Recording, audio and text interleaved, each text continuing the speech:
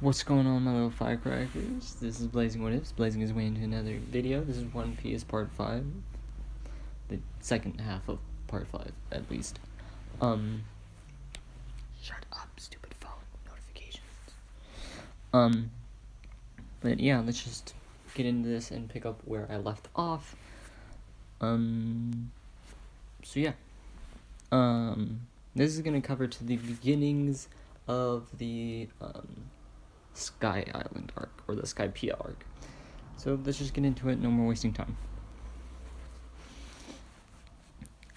Honestly, the mayor would have been dead by the first attack. But Izuku was pissed. And he just continued into his next attack, jumping straight into the air as high as he possibly could, which is extremely high. As the mayor, wrapped in these white-hot chains, is brought up and then slammed into the ground. And as Izuku screams, shouting, "White-hot chained oblivion." And as he pulls the chains back, as he lands, he pulls the chains back, ripping the man in two. If he wasn't dead before, he's definitely dead now. Though, it's more like a lightsaber going through somebody's body in which they don't bleed because it cartilizes the wound. But yeah. But he's still gonna die. Like, there's no saving him. Izuku makes sure of that.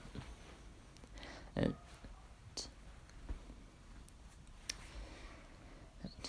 his crew is amazed at, and all the townspeople that witnessed it too are amazed at what he can do. His crew is more amazed because he hasn't even trained with that move, and he pulled it off seemingly perfectly. You'd be surprised what he can do when he's angry. Now, back to training. So this is going to be me explaining a few things that they learned. They can do a lot more since they're on land. Okay, so a month has passed since the incident with the rainbow mist. They spent this time on the island waiting for the log post to adapt to the magnetic field of the next island. And now, I know it didn't take a month in the actual anime, but I'm going to say that it took a month here, as the people from the Navy didn't show up, as they didn't feel they needed to, since Izuku had it handled.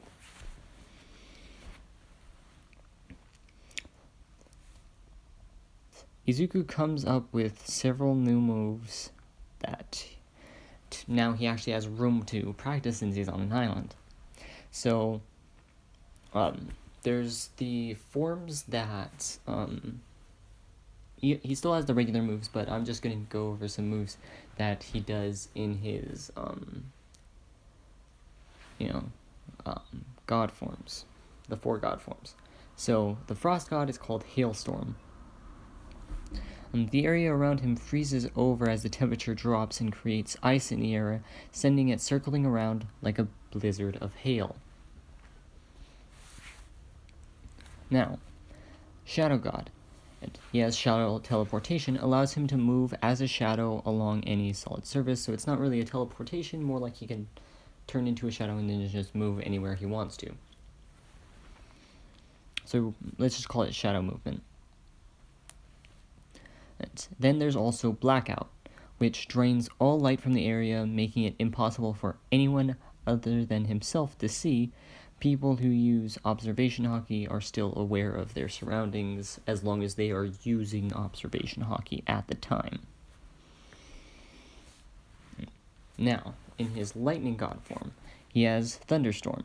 Basically, this is like his Tornado of Blades, as he runs in a circle at full speed in the Lightning God form, creating a tornado that just has lightning sparking throughout it.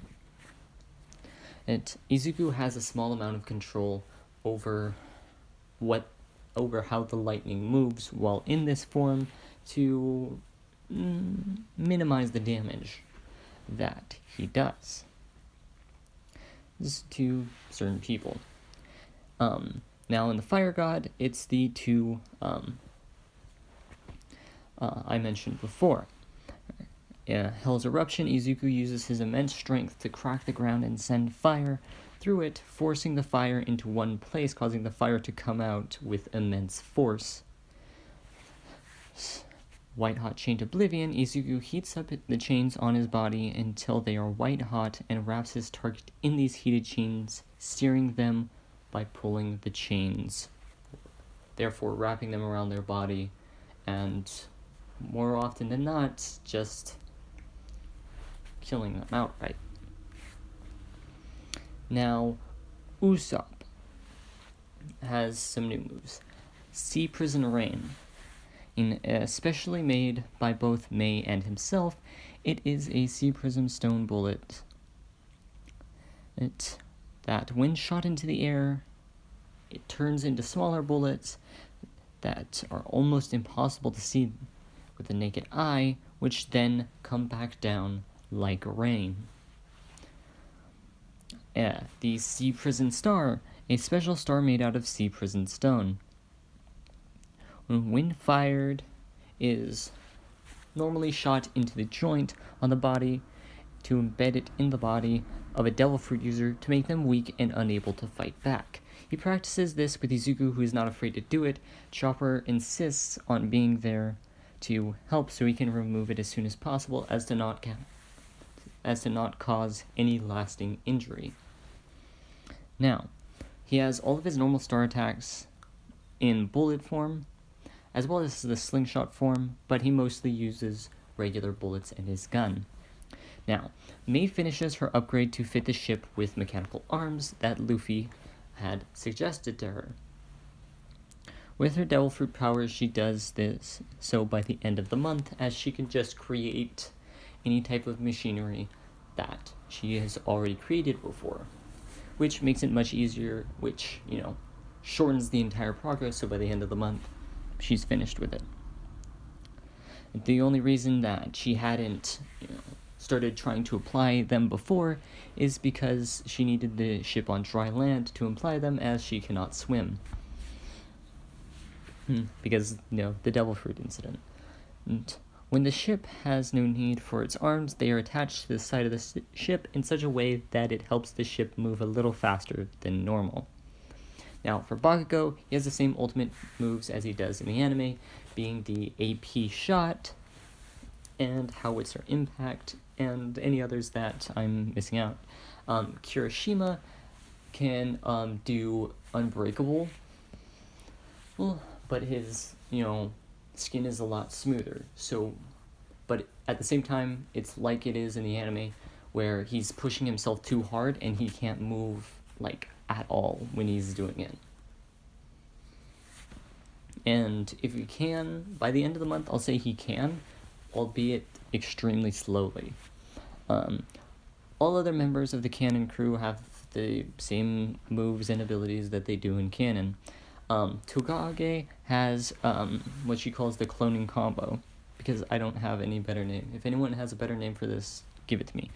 But it needs the help of Zoro or another swordsman to cut her into several pieces that create several clones of her. These clones then use Shave, taught to her by Izuku, and Armament Haki, taught by Kirishima. Kirishima is the one who teaches Armament Haki, as he's the most adept with it, even better than Izuku. And everyone learns certain 6 powers from Izuku, as they feel they only need some of, but not all of. Now, Kendo has something she calls the Airburst Strike. She turns extremely large, to about the size of a giant, stomps on the ground, throwing everyone into the air. As, even though she's the size of a giant, she's 3 times stronger than a giant, which is why the enlarge fruit is so fucking big. It's so fucking major. Now, it throws everyone into the air. After this, she throws heavy punches using Shave, taught by Izuku, to punch them even faster, causing bursts of air, which is why she calls it Air Burst Strike. Oh, hello.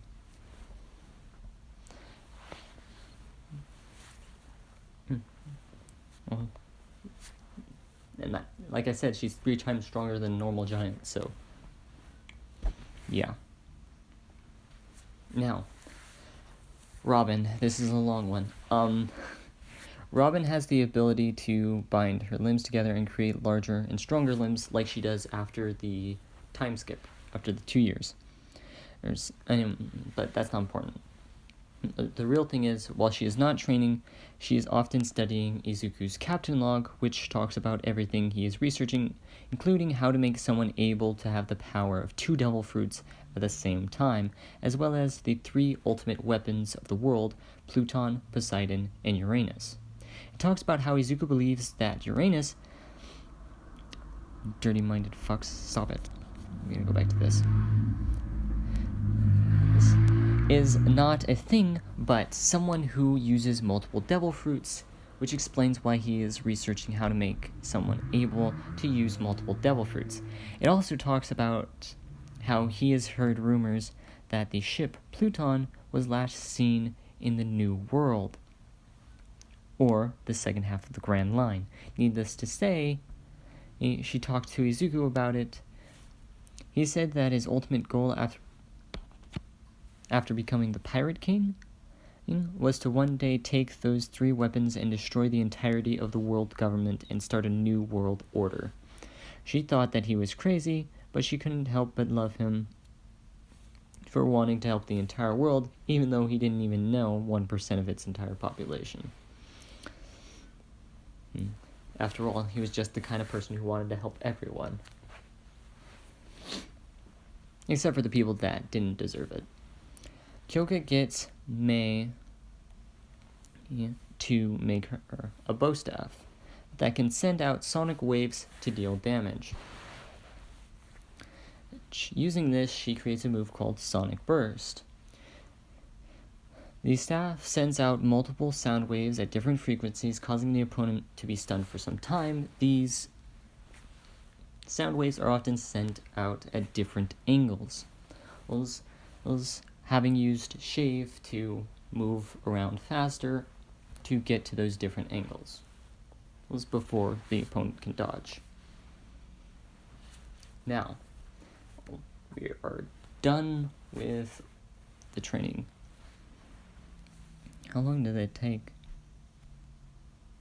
Oh, right, I forgot. It's not going to show me anymore. Never mind. No, okay. Skypiea arc. The beginnings of the Skypiea arc. God, there's so fucking much. Okay. Stick with me here. After the month was over and they found that their log post was pointing slightly towards the sky, everyone was confused by this except for 2. Izuku spoke up. So Robin, do you think this means the rumors are true then? And Robin answered, saying, I believe it does, Captain. This caused everyone to look at the 2. The pair just looked towards the sky when Momo spoke up. You 2 aren't talking about the rumored Sky Island, are you? Izuku smiled. Of course we are. The supposed island that floats on top of the clouds. Sounds like a real adventure if you ask me. Yeah. They continue on their way for about 2 weeks when they see a ship falling from the sky. It looks like it's going to land right on top of them. Izuku just smiles, saying, Katsuki? Bakugo then grabs Izuku's hand as Izuku throws Bakugo at the falling ship. Bakugo starts to use his explosions to spin around before letting loose one really big one that splits the ship in half as he screams, Howitzer impact. The ship fell on either side of their own ship. Some things that were on the ship made their way onto the boat. Izuku looked at them while Bakugo used his explosions to propel himself back to the ship. Izuku then said, Hey, looks like I found a map, and it's pretty interesting, as he shows off the map to a place called Skypiea. Izuku continued by saying, Looks like I found a map of the mysterious Sky Island. Chopper and Usopp are grabbing each other out of fear. Izuku notices and said, Come on, guys. Do you not have faith in me or something? Also, you need to fix that scaredy cat problem you have. I will not tolerate it. I will only tolerate it for so long before I start giving out consequences, especially when you say you want to be a brave warrior of the sea, Usopp. Plus, you've gained a lot of strength in your time on this ship, so I think you're enough of a match for almost any pirate. He then whispered, except for the extremely strong ones. Usopp then said, you think so, while rubbing the back of his head. And sheepishly, Izuku answered by saying, nope, I know so. Now get your scaredy ass and let's get off your scaredy ass and let's get moving. Nami spoke up this time saying, Izuku, we don't have a way of getting there. She was pinching the bridge of her nose in irritation. Izuku looked at her and said, oh, trust me. I have a gut feeling we will find a way soon. Nami sighed in annoyance while all the other girls' sweat dropped. Takatsuki, on the other hand, just nodded. Izuku's gut had never been wrong before. That's when a large ship with a man that looked kind of like a monkey that looked like it had a monkey for their captain appeared. Izuku made fast friends with this monkey man, and he said that he was going to Jaya, and if they needed info, there was someone that he could introduce them to. Actually, he would have said that they were going to Sky Island, and then, yeah, that there was someone on Jaya that they could introduce them to on the other end of the island where they meet the salvage monkey's friend. And so, yeah. So they go to Jaya. But they stop at Mocktown. But now we move to Buggy's ship, where Ace has somehow made his way aboard. The only difference to this is when they are talking about Izuku, Ace stands up and introduces himself as the Fire Fist, causing Buggy to shake in his boots as he tells his men never to cross Whitebeard and to treat Ace as a guest. Ace then speaks again, saying, if you're looking for Izuku, I would stop, as he overheard Buggy and Alvida talking about it. Alvida spoke up, saying, why is that? Ace then says, you see, Seawolf Izuku happens to be my little brother, and I would hate to have to kill you all after you've all been so welcoming. Not that I think any of you could beat him in a fight anyway. Hell, when we were kids and he didn't even have a devil fruit, he went toe-to-toe with devil fruit users and came out on top. Everyone started shaking in their boots, especially Buggy and Alvida. Buggy because that meant Izuku would be regarded as family to Whitebeard, making him untouchable while Whitebeard was alive. Alvida was shaking for sexual reasons that I won't get into. Let's just say that she had a thing for strong men like Izuku. Buggy then spoke up. Well, thanks for letting us know. His voice is kind of shaky. I can forgive him for cutting off my hand just this once, he said, looking the other way. Ace then spoke. Did you attack one of his friends? And Buggy then thought about it for a second before saying, well, there was this explosive kid that came out of nowhere and attacked us, so I fought back. Ace then asked another question. Did you hurt him? Buggy then answered by saying, barely, even a scratch on his arm. He was good at using his explosions to dodge out of the way. Ace then let out a hearty laugh. Yeah, that sounds like Katsuki, alright. Let me tell you a little secret. Izuku is a really nice person when you get to know him. But if you hurt innocent people just because you can, or God forbid you hurt the people he cares about, like his friends and his family, he won't hesitate to kill you. I think the fact that he only took your hand was an amazing sign of mercy from him. I bet if you had gotten anything more than a scratch on the explosive kid, as you called him, he would have taken your head instead of your hand. Ace sounded very serious, and gave Buggy a very serious look to compliment it. Buggy gulped, as he knew that they were pursuing was not revenge, It was suicide. Buggy decided that when they met the Sea Wolf, as he was now called,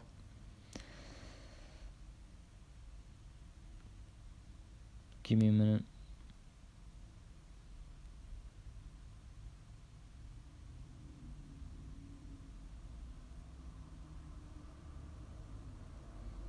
Okay, just looking at something.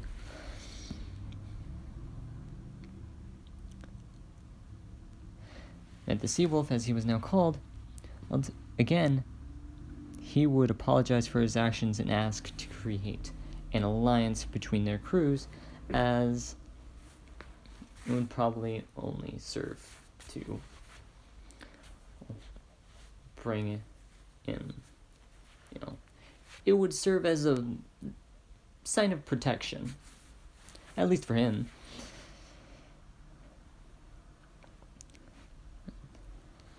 The crew makes it to the island now. Back to Izuku and his crew. The crew makes it to the island of Jaya and docks at a town called Mocktown. After they dock, Izuku, Bakugo, and Zoro go to look for info on Sky Island.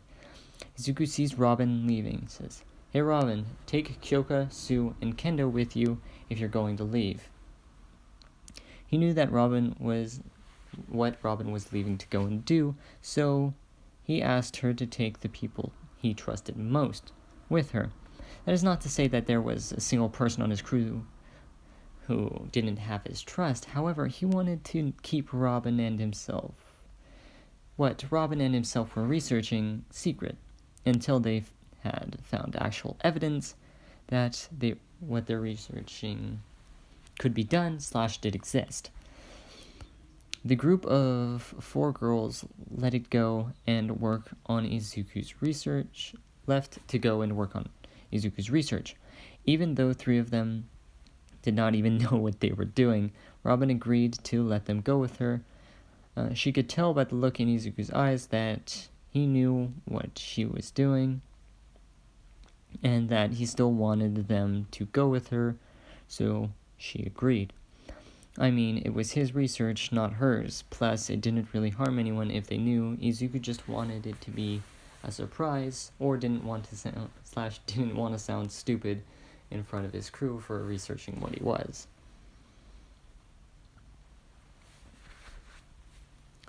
As they hear Izuku, Bakugo, and Zoro hear someone is fighting people but try to stay out of it, as almost everyone in this town is a pirate, and no need to waste their energy if they are going to take themselves out. Bakugo tries to chase after this guy that says he's the best fighter in the world, but Izuku forces him to stay, saying anyone who calls themselves the best fighter in the world definitely isn't the best fighter in the world. You need to be recognized by the world as the best fighter in the world. Okay? So calm down. And this calmed Bakugo a little, still angry that he didn't get to fight anybody, saying as usual, whatever. They then find themselves at the tropical hotel where a pirate named Bellamy the Hyena was staying. The staff said that he and his crew booked the whole place and that they couldn't be here, because he could tell that the staff were afraid of their lives because Bellamy had a bounty of 75 million. Izuku would not let this stand. This pirate was causing innocent people to fear for their lives. Zoro and Bakugo readied themselves as they knew what was going to happen next. A man with a hooked blade, who stood a whole foot taller than Izuku at 7 feet, and bent down to look at Izuku in the eyes, telling him to leave because he didn't want trash in his hotel. A gunshot could be heard. The man had not just insulted him, but insulted his crew. Because if you're calling a captain trash, then you're calling the people that work for him less than trash. At least that's how Izuku took it. The tall man fell to his knee, clutching it, as Izuku held his gun pointed to where his knee used to be. Now that Izuku was looking down at the man and said, "And I can't stand trash like you in this world. I guess I'll have to change that. He then points the gun right in between the man's eyes. You shouldn't act like you're the strongest, especially when you don't know your enemy's strength. Another gunshot could be heard as the bullet goes through the man's head. Bakugo fired an AP shot that killed the woman the man was with instantly. The other people in Bellamy's crew came out only to see that 2 of their friends were dead, and a battle ensued. Izuku transformed into his hybrid form.